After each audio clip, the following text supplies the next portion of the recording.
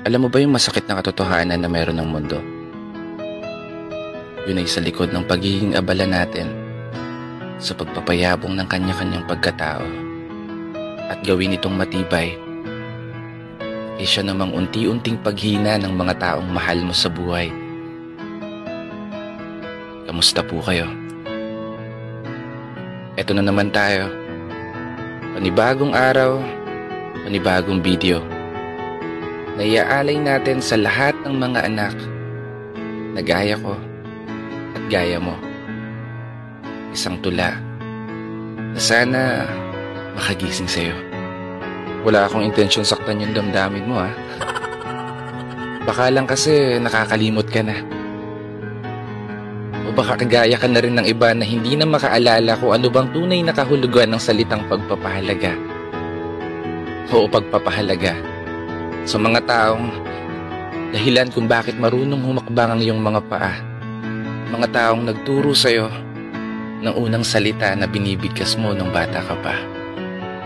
Mga taong kumakarga kapag umiiyak ka. Mga taong gumabay sa'yo sa kung paano magbilang, sa kung paano magsulat at magbasa. At higit sa lahat, mga taong dahilan kung bakit humihinga ka.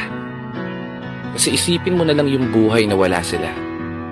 Wala kang taong malalapitan kapag nasasaktan ka na. Wala kang mapagsusumbungan sa mga problema na lagi mong daladala.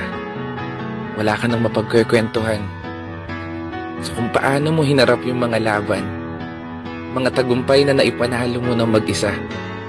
At wala nang magsasabi sa'yo na, anak, ang galing mo talaga. Proud kami sa'yo. Isa lang naman ang gusto kong iparating sa mensaheng ito.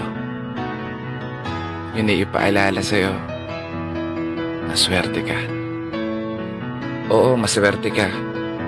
Kasi sa mga oras na to, kasama mo pa sila. Yan yung bagay na pinapangarap na lang at hindi na mararanasan ng iba. Kaya ikaw, sulitin mo na.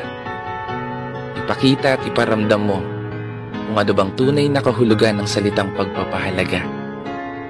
Mahalin at alagaan ang natatanging yaman na meron ka. Yun ay ang iyong ama't ina.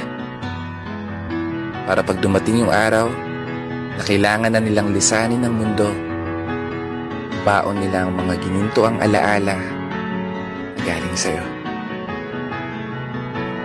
Kaya isang pagpupugay para sa lahat ng mga anak at para na rin sa lahat ng mga magulang na patuloy sumasabay sa hamon ng buhay.